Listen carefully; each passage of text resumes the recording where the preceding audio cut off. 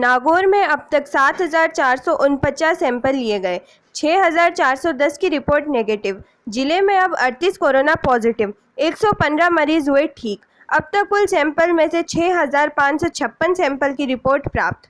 जिले में 15 मई शुक्रवार को 336 नए सैंपल लिए गए। वर्तमान में 913 सैंपल की रिपोर्ट आना शेष है। जिले में अब कुल 156 कोरोना पॉजिटिव मरीज पाए गए। इनमें से 115 की सैंपल रिपोर्ट 2 बार निगेटिव आने के बाद उन्हें हॉस्पिटल आइसोलेशन से क्वारंटाइन सेंटर के लिए भेज दिया गया है। वहीं 3 कोरोना पॉजिटिव मरीजों की मृत्यु हो चुकी है। तीनों मरीज बासनी के ही निवासी थे। अब वर्तमान में 38 कोरोना पॉजिटिव मरीज पाए गए हैं, जिनका उपचार चल रहा है। जिला मुख्यालय स्थित राजकीय जेएलएन अस्पताल नागौर की ओर से शुक्रवार को 146, राजकीय जीआर सरावगी अस्पताल लाडनू में 37, राजकीय अस्पताल कुचामन सिटी में 38, राजकीय सामुदायिक स्वास्थ्य केंद्र मकराना में 56, राजकीय सामुदायिक स्वास्थ्य केंद्र परबतसर में 44, राजकीय सामुदायिक स्वास्थ्य केंद्र मुंडवा में 15 सैंपल लिए गए। जिले में जहां कोरोना पॉजिटिव मरीज पाए गए हैं, वहां कॉन्टैक्ट हिस्ट्री के आधार पर सैंपलिंग का काम जारी है। चिकित्सा संस्था का अब तक लिए गए सैंपल: राजकीय जेएलएन अस्पताल नागौर 3,467, राजकीय अस्पताल डीडवाना 843, राजकीय अस्पताल लाडनू 974, राजकीय अस्पताल कुचामन 904, राजकीय सीएचसी मकराना 646, राजकीय सीएचसी परबतसर 347, राजकीय सीएचसी नावा 116, राजकीय सीएचसी मुंडवा 182। नागौर जिले में अब तक 7,449 सैंपल कुल हम लोग ले चुके हैं, जिनमें से 156 की रिपोर्ट अब तक पॉजिटिव और 6,410 की नेगेटिव रिपोर्ट्स प्राप्त हुई हैं। निरंतर हमारे द्वारा प्रतिदिन लगभग 500 सैंपल्स पूरे ज़िले भर से लिए जा रहे हैं।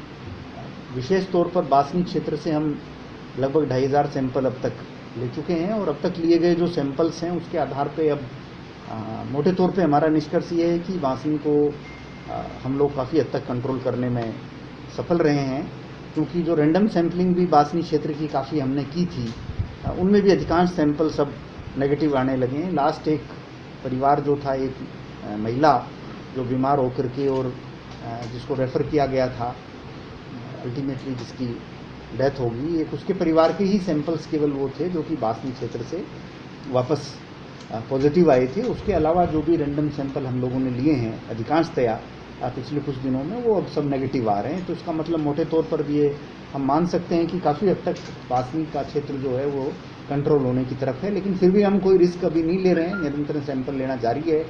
विशेष तौर पर ओल्ड एज के पर्सन, साइलाई पेशेंट्स या प्रेग्नेंट महिलाएं, उनका कोई भी ऐसा नहीं बचे जिसका कि सैंपल नहीं लिया हो, क्योंकि वही सबसे बड़ा रिस्की ग्रुप रहता है।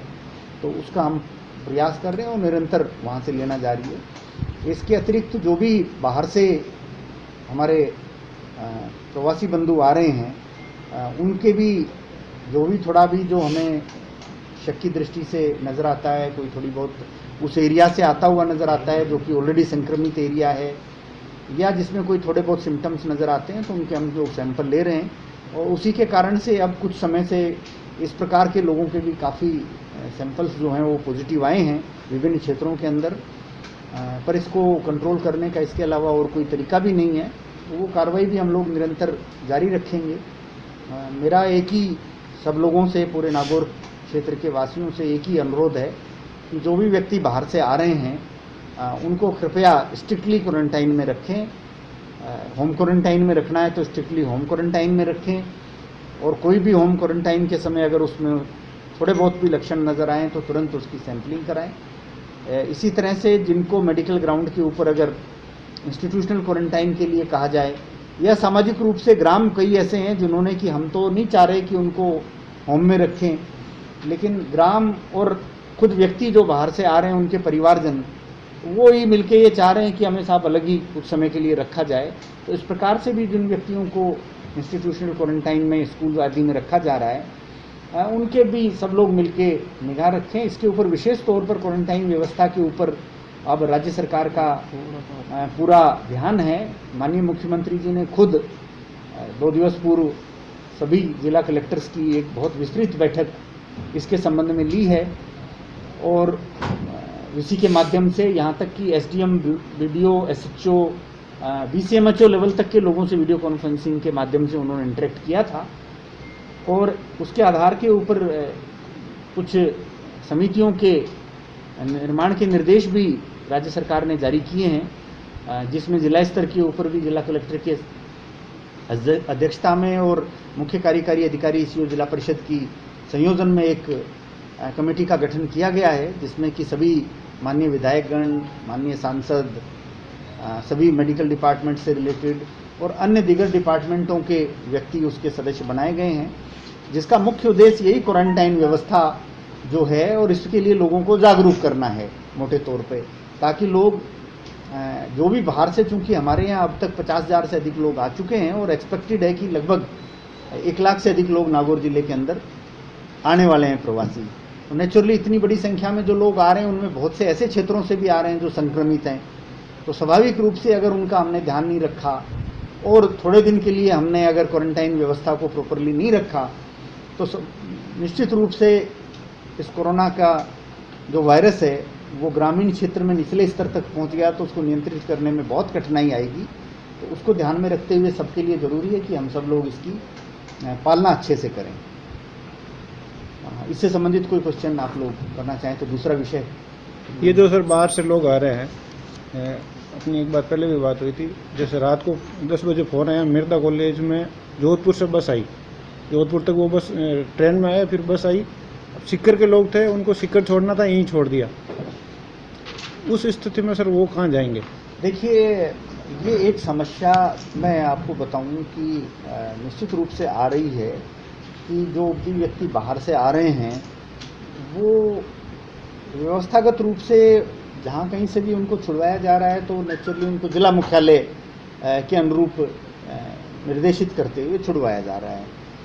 हालांकि हमें पता चल जाता है तो हम उस व्यवस्था को बैठाते हैं। अगर अच्छे से उस बस के जो यात्री हैं वो अगर चेक पोस्ट पर प्रॉपरली इन्फॉर्म कर देते हैं कि कौन कहाँ है, तो वहाँ से उसको डाइवर्ट करने की व्यवस्था हम लोगों ने चेक पोस्टों से कर रखी है और काफ़ी बसों को, क्योंकि इतनी नहीं आ रही है नागौर में, बहुत और आ रही हैं, और उन सब का डाइवर्जन हम लोग चेक पोस्ट की व्यवस्था के अनुसार करने का कर रहे हैं।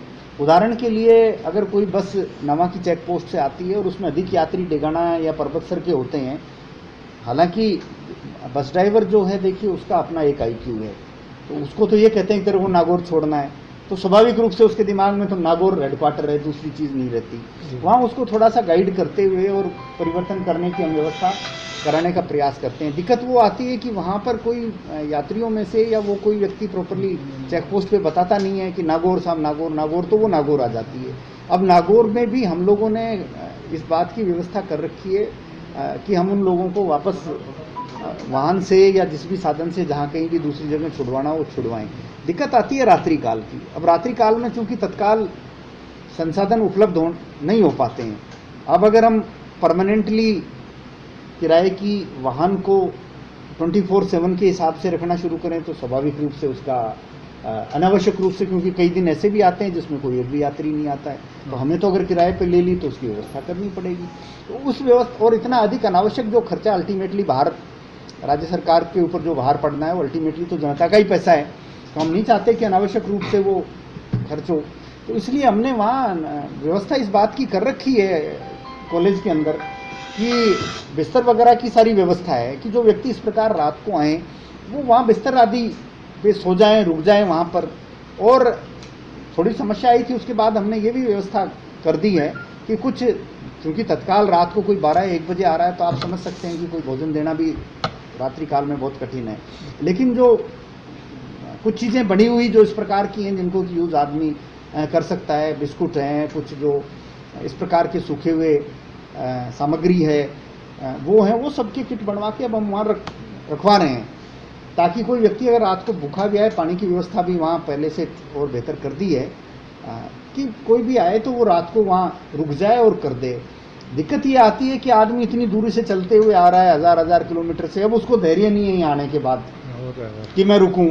वो तुरंत ही सबको, आप लोगों को, अन्य लोगों को, जनप्रतिनिधियों को फ़ोन करने लग जाता है, साहब देखो कोई नहीं, मुझे तो छुड़ाओ। लेकिन थोड़ा धैर्य तो रखना पड़ेगा, क्योंकि कंटिन्यूअस व्यवस्थाएं पूरे ज़िले में इस प्रकार की चल रही हैं और पूरी मशीनरी जो है, देखिए मशीनरी को ब्लेम करना तो बहुत आसान है, लेकिन आप ये समझने का कोशिश करिए एक बार सब लोग मिलके कि वही मशीनरी, तहसीलदार, एसडीओ, ये तो एक एक ही है, और हमारे तो एक तहसीलदार जी, इन्हीं के पास एसडीओ का भी चार्ज है। अब ये इनको दिन भर कानून व्यवस्था संबंधी भी देखनी, मेडिकल रिलेटेड व्यवस्थाओं को भी देखना, आपके जो प्रवासी जा रहे हैं उनको भेजने संबंधी व्यवस्थाओं को भी देखना, मतलब 50 तरह के काम एक साथ करने पड़ रहे हैं। तो ये रात को जो आ जाते हैं उनको भी थोड़ा धैर्य रखना चाहिए कि सुबह तक आराम कर लें वहाँ और हम भेज दें। हमें पूर्व में अगर ज्ञात हो जाता है कि भी बसें आ रही हैं, तब तो हम रात को भी बस या गाड़ियाँ लगा करके उसकी व्यवस्था कर लेते हैं, लेकिन सडनली जो आ जाती है तो स्वाभाविक रूप से उसमें थोड़ा टाइम लगता है। हालांकि हम डीटीओ से बात करके अब हम लोगों ने एक पैनल बनवा लिया है कि जो हमारे बसों वालों का पैनल और कुछ जो दूसरी गाड़ी है उनका पैनल की 10-10, 12-12 का जो नाम लेकर के, और ऐसी कोई व्यवस्था हो तो रात को उनमें से फ़ोन कर दें, एक नहीं तो दूसरा, नहीं तो तीसरा, कोई ना कोई अवेलेबल हो जाए और वाहन थोड़ी देर में आ जाए और उनको छुड़वा दें।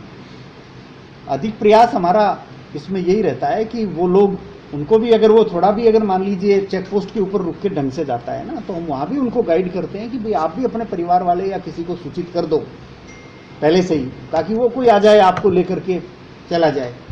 स्वाभाविक रूप से सबके पास संसाधन नहीं होते तो उनको छोड़ने की व्यवस्था भी की जाती है, लेकिन थोड़ा थोड़ा जब इतनी बड़ी मात्रा में एक साथ सारे काम चल रहे हों तो कुछ थोड़ी बहुत कठिनाइयाँ तो रहती हैं। आने वालों को भी थोड़ा सा इस मामले में थोड़ा सब्र रखना चाहिए। सर, जिले भर में जो अब तक संक्रमित मामले आए हैं, मोस्टली उनमें से गाँवों में से सामने आ रहे हैं, तो बेसिकली क्या कारण अब तक इनके सामने आए हैं और उसके लिए क्या प्रिकॉशंस या क्या उपचार? इसका जो भी हमारे यहाँ पॉजिटिव, देखिए ये तो सही बात है कि नागौर जिले में तो कोरोना पैदा हुआ नहीं है, कोरोना का वायरस तो बाहर से ही आया है, और स्वाभाविक रूप से जो बाहर से व्यक्ति आ रहे हैं उनमें से ही कोई ना कोई इसके वायरस को लेके आ रहा है। फर्स्ट वायरस भी कोई ना कोई बाहर से आया हुआ व्यक्ति लेके आया, जो पहला केस हमारा आया, और बाकी भी जो आ रहे हैं उनमें हालांकि बाद जरूर एक से दूसरे से तीसरे में फैलता है। हमारे ग्रामीण क्षेत्रों में से ही लोग ज़्यादा हैं जो कि बाहर कहीं ना कहीं कोई ना कोई काम धंधों के लिए गए हुए हैं, तो स्वाभाविक रूप से ग्रामीण क्षेत्रों से लोग अधिक आ रहे हैं, तो वायरस के फैलने की संभावना भी ग्रामीण क्षेत्रों में ही अधिक होगी। शहरी क्षेत्रों में से व्यक्ति बाहर काम करने वाले जो हैं वो एक्चुअली इस टाइप का काम करने वाले ज़्यादा हैं जो कि वहाँ कोई ना कोई स्थायी टाइप का काम कर रहे हैं, तो उनकी बहुत जल्दी माइग्रेशन की प्रवृत्ति कम रहती है। उदाहरण के लिए नागौर के बहुत लोग हैं जो कि आपके हैदराबाद या बेंगलोर या अन्य क्षेत्रों के अंदर कोई मिठाई का काम है या कोई कंस्ट्रक्शन का काम है या कोई इस तरह के काम में लगे हुए हैं, तो इस तरह के काम वाला व्यक्ति चूँकि ज़्यादातर स्थायी रूप से वहाँ काम की प्रवृत्ति का है, तो उनकी आने की प्रवृत्ति भी अधिक नहीं है। ग्रामीण क्षेत्र का जो व्यक्ति काम में लगा हुआ है वो अधिकांशतया लेबर टाइप के काम में लगा हुआ है। अब लेबर के काम चूंकि लॉकडाउन के कारण से बंद हो गए थे बिल्कुल ही, तो उसकी प्रवृत्ति भागने की थोड़ी ज़्यादा तुलनात्मक रूप से हुई, इसलिए इसके ग्रामीण क्षेत्रों में उसकी संभावना थोड़ी सी ज़्यादा है। लेकिन शहरी क्षेत्र के, मैं आपने क्वेश्चन कर लिया, मैं शहरी क्षेत्र के लोगों से भी ये निवेदन करना चाहूँगा कि शहरी क्षेत्रों में ये समस्या उल्टा इस दृष्टि से ज़्यादा है कि शहरी क्षेत्रों के लोगों से सूचना मिलने में थोड़ी कठिनाई अधिक है, क्योंकि शहर में एक दूसरे पड़ोसी का ही नहीं पता होता कि कौन आ रहा है और कौन जा रहा है, तो वो सूचनाएं अधिक शहरी क्षेत्रों से मिलने में कठिनाई रहती है। व्यक्ति के बारे में पता कि कोई आ गया है थोड़ी देरी से मिलती है, तो ये भी इसलिए हमने शहरी क्षेत्रों में विशेष तौर पर समितियां जो हैं ब्लॉक लेवल के, जो हमारे लोगों को जोड़ते हुए, पार्षदों को जोड़ते हुए बनवाई हैं, ताकि कोई भी व्यक्ति अगर शहरी क्षेत्रों में भी आ रहा है तो उसका भी पता तत्काल लग जाए। एक समस्या सेकंड हमारे साथ शहरी क्षेत्रों की है कि जो शहरी क्षेत्र का व्यक्ति आ रहा होता है तो उसको इंस्टीट्यूशनल क्वारंटाइन में रखने में थोड़ी अधिक कठिनाई होती है ग्रामीण की तुलना में, क्योंकि उसकी जो सोच है रहने खाने पीने से संबंधित वो थोड़ा अधिक अलग तरह की रहती है। तो हमारा भी जोर यही रहता है कि अधिकांशतः शहरी क्षेत्र में जो व्यक्ति आ रहा होता है उसके पास कोई ना कोई घर में कमरा आदि भी उपलब्ध रहता है, तो हमारी कोशिश ज़्यादा ये रहती है कि शहरी क्षेत्र में जो व्यक्ति आ रहा है उसको होम क्वारंटाइन ही अधिक से अधिक करें, ताकि अन्य व्यवस्थाओं के ऊपर अधिक प्रेशर सिस्टम पर ना पड़े।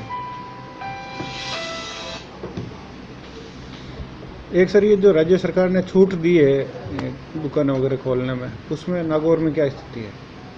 देखिए, जो राज्य सरकार के आदेश हैं नेचुरली हमें भी उन्हीं को पालन करना है, और जो भी राज्य सरकार ने जिन जिन चीज़ों को छूट प्रदान की हुई है उन्हीं को छूट हमें प्रदान करना है। अलग से तो हम कोई उस पर रेस्ट्रिक्शन तो लगा नहीं सकते हैं, ना अधिक अपनी तरफ से कोई अधिक छूट प्रदान कर सकते हैं।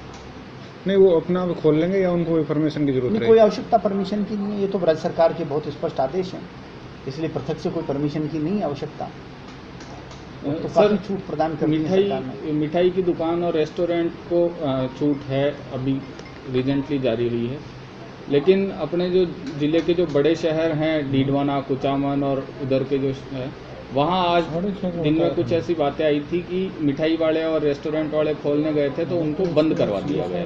देखिए, कहीं ना कहीं अभी तक हो सकता है निचले स्तर के ऊपर कुछ गलतफहमी हो, इसलिए आज एसपी साहब उस क्षेत्र के अंदर गए हुए हैं। वो ऐसी गलतफहमियां हैं तो उनको जो हमारे निचले स्तर की है उनको दूर कर देंगे। बाकी ऐसा नहीं है, राज्य सरकार के ऊपर के स्तर से जो छूटें प्रदान की गई हैं वो सबके लिए छूटें बराबर है, कोई किसी क्षेत्र विशेष के लिए कम या ज़्यादा नहीं है।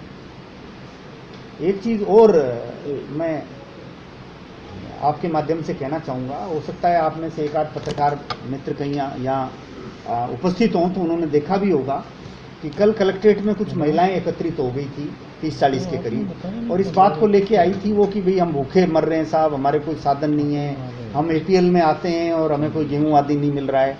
इस बात को लेके वो एकत्रित हुई थी। हम लोगों ने उनसे उनके कार्ड वगैरह की कॉपी ले ली थी और ये उनसे कहा था कि भाई आप देखिए, सच शिकायत आपकी वास्तव में अगर आपकी स्थिति ये है कि आप भूखे ही मर रहे हो, आपके पास कोई संसाधन नहीं है तो हमें दे दो, हम जांच करके और राशन की किट आपके घर उपलब्ध करा देंगे, नियमित रूप से उपलब्ध कराते रहेंगे। लेकिन अगर झूठी शिकायत आपकी पाई गई तो लॉकडाउन का उल्लंघन किया एक तो आपने यहाँ आकर के, बाकी चीज़ों का भी उल्लंघन कर रहे हैं, हम आपके विरुद्ध कठोर कार्रवाई करेंगे। तो तब वो कह के गई थी। आज हमने जांच करवाई गई तो उनमें से 95% बिल्कुल झूठे केस पाए गए, जो बहुत अच्छे खासे साधन संपन्न हैं, अच्छे खासे मकान हैं, जिनके सारी सुविधाएं उनके घर में हैं, फ्रिज, टीवी, सोफे से लेकर समस्त सुविधाएं, जिसको भी एक अच्छे आदमी के घर में कोई सुविधाएं होती हैं खाते पीते के में, और उसकी सूचनाएं हमने तैयार कर ली है। ऐसे चूंकि आके अनावश्यक रूप से हमारे काम में भी डिस्टर्बेंस उन्होंने पैदा किया, छवि भी सिस्टम की खराब करने का प्रयास किया और लॉकडाउन का भी उल्लंघन किया, ऐसे कुछ लोगों के खिलाफ हम लोग कार्रवाई करेंगे कठोरता के साथ। अब क्योंकि ये बहुत ज़रूरी हो गया है कि आप वास्तव में अगर नीडी हो तो आप हमारे सिस्टम में, फिर मैं एक बार आप सबके माध्यम से नोट कराना चाहूँगा कि हमारा 247 नंबर जो कंट्रोल रूम का नंबर है, आप उसमें नोट कराइए। अगर वाकई दिक्कत है तो हम उसकी जांच कराएंगे और वाकई आपकी समस्या सही है तो हम उसका निराकरण करेंगे। लेकिन आप 25-30 महिलाओं को कोई एक आध पार्षद उकसा करके भेज देता है कि आप तो ये कर लो, और जबकि वो उनमें से 99% बिल्कुल फॉल्स हैं। 1% जरूर उनमें से कोई सही भी हो सकता है, लेकिन वो 1% अगर हमारे को कंप्लेंट 247 नंबर पे अगर नोट करा देता है तो हम उसकी समस्या को दूर कर देंगे। हमारे पास तो राशन के किट, आटा, ये सब रिजर्व में रखे हुए हैं। हमें तो ये उल्टा रहता है कि ये खराब नहीं हो जाए, इतना समय हो गया इसलिए कि कोई लेने वाला नहीं अधिक मिल पा रहा। हमारे भामाशाहों ने और उन्होंने बेचारों ने मिलके, सब ग्रामीणों ने मिलके अच्छी व्यवस्था कर रखी है, सबका चल रहा है। फिर उन लोगों को भी अनावश्यक रूप से बेचारों को हतोत्साहित होते हैं कि देखो हम सारी व्यवस्थाएं कर रहे हैं फिर भी लोग गलत वो लगा रहे हैं। तो ये विशेष तौर पर आपके माध्यम से कहना चाहूँगा, क्योंकि लेटेस्ट ही कल लगभग 30-40 महिलाएं आई थी जिसमें जांच कराई। मुश्किल से 2 ऐसे परिवार होंगे जिसको आप थोड़ा बहुत मान सकते हो कि भी यहाँ ठीक है, इनको सहायता पहुँचानी चाहिए। बाकी उनमें से 38 जो हैं बिल्कुल अच्छे खासे खाते पीते लोग थे।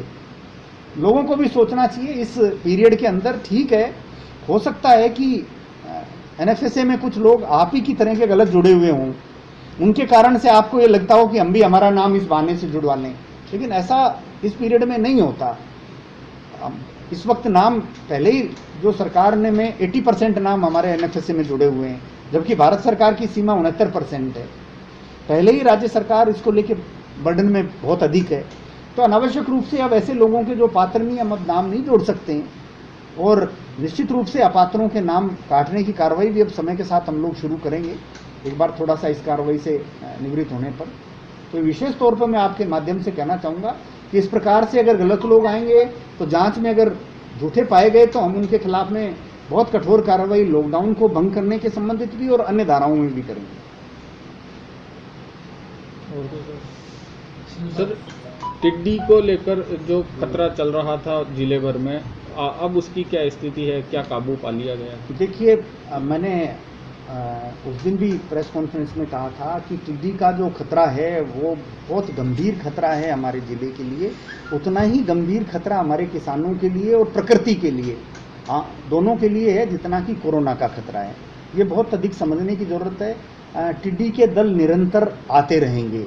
जो भविष्यवाणी इस बार की इंटरनेशनल ऑर्गेनाइजेशंस ने की है उसके अनुसार निरंतर टिड्डी के दल हमारे ज़िले के अंदर अब आने की संभावनाएं रहेंगी, राजस्थान राज्य में आने की संभावना रहेंगी। ये प्रक्रिया निरंतर चलती रहेगी, हम लोग कंट्रोल करने का प्रयास करते रहेंगे, आते रहेंगे, कंट्रोल करते रहेंगे। एक निरंतर चलने वाली प्रक्रिया है अगले 4, 5, 6 महीने के लिए।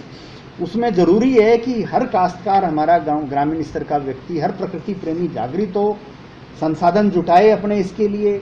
जो आवश्यक सामग्री चाहिए वो हमारे एग्रीकल्चर डिपार्टमेंट वालों को हमने वीसी लेकर के सारे एसडीओ लेवल, तहसीलदार लेवल तक कम्युनिकेट कर दिया है। धीरे धीरे किसानों को जो कीटनाशक या जो भी टिड्डी को कंट्रोल करने के लिए ज़रूरत होती है उसको उपलब्ध कराने का प्रयास हम सब जगह करेंगे।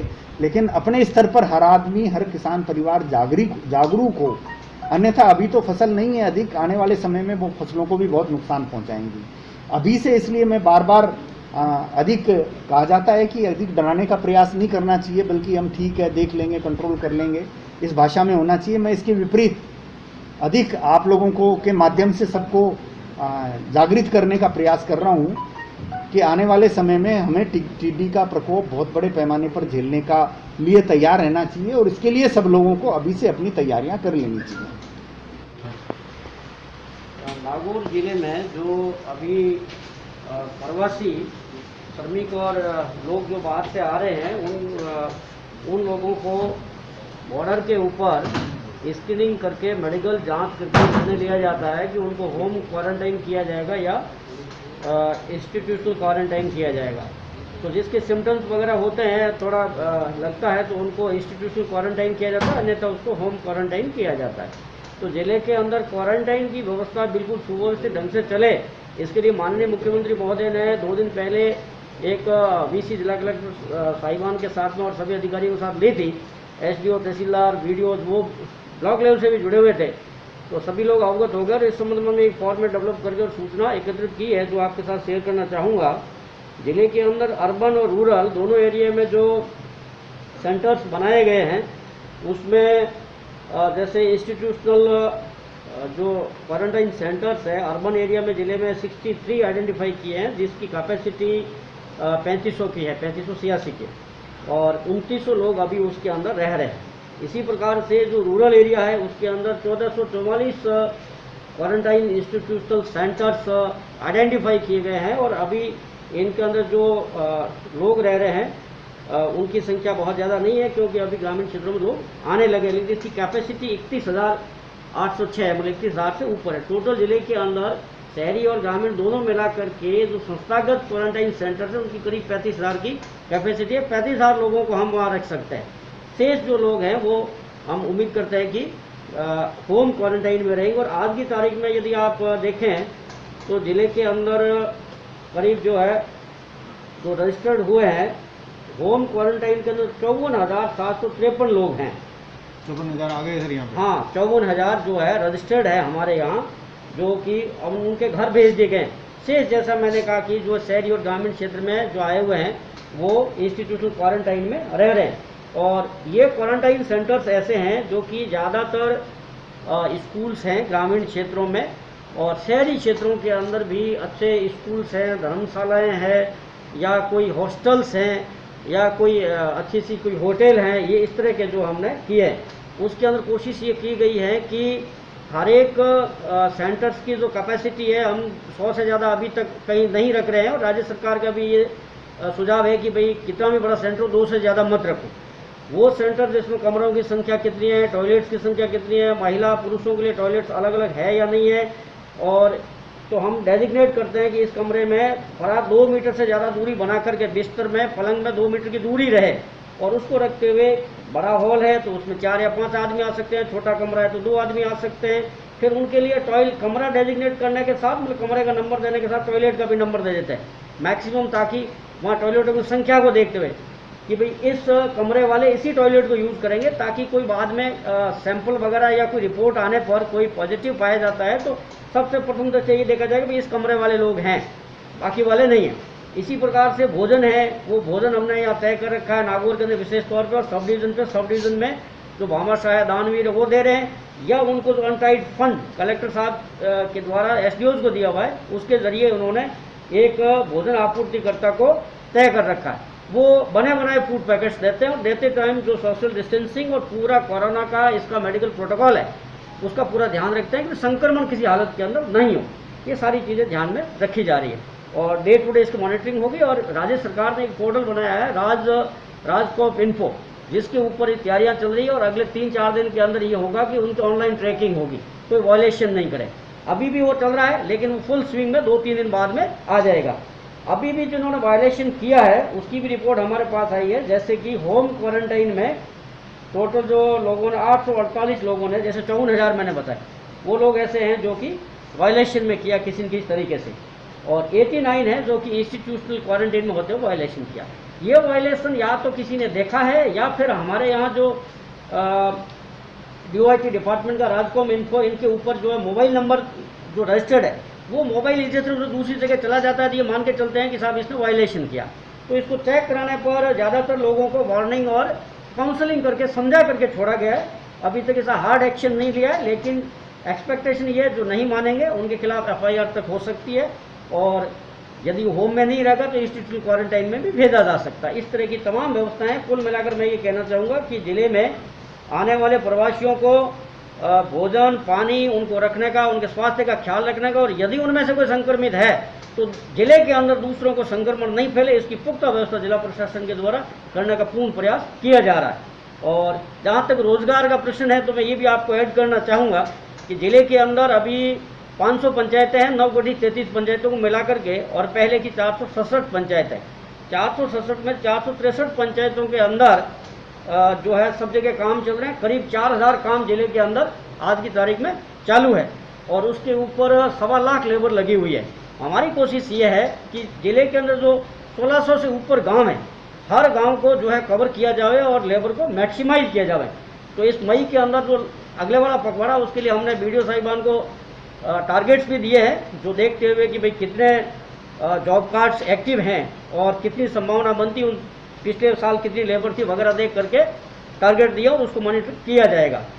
साथ में नरेगा के अंदर ये अभी जो नई पंचायतें हैं वो पोर्टल के ऊपर संख्या आ रही है, अलग से प्रदर्शित नहीं हो रही है। तो कई बार मेरे पास फ़ोन भी आते हैं और लोग कहते हैं कि साहब पोर्टल पे नहीं दिखती, हमारी पंचायत में काम नहीं है। तो वो ऐसी बात नहीं है, हमने राज्य स्तर पे भी ये कहा है और उन्होंने ये कहा है कि अभी तक वो उसके अंदर ही दिखेगी। जैसे कि नागौर जिले में एक भैरुंदा अलग ब्लॉक बन गया, लेकिन वो अलग से प्रदर्शित नहीं हो रहा है, वो उसी पहले वाले ब्लॉक में जो पंचायत है उसी में होगा। तो रोजगार में किसी तरह की हम किसी प्रकार की कमी नहीं आने देंगे। पूरा फुल स्विंग में एक्टिविटी जो निर्माण की गतिविधियां हैं और राज्य सरकार, भारत सरकार सभी ने स्वीकृत कर रखी है, पूरा मॉनिटरिंग किया जाएगा। उम्मीद करते हैं कि इस महामारी को लड़ने में सभी लोगों को जो सहयोग मिल रहा है वो मिलता रहेगा। धन्यवाद। तो अगर अपन को आपको मैं व्यवस्था बताऊँ तो हमारे यहाँ जिले के अंदर भी 38 केस एक्टिव हैं, है ना।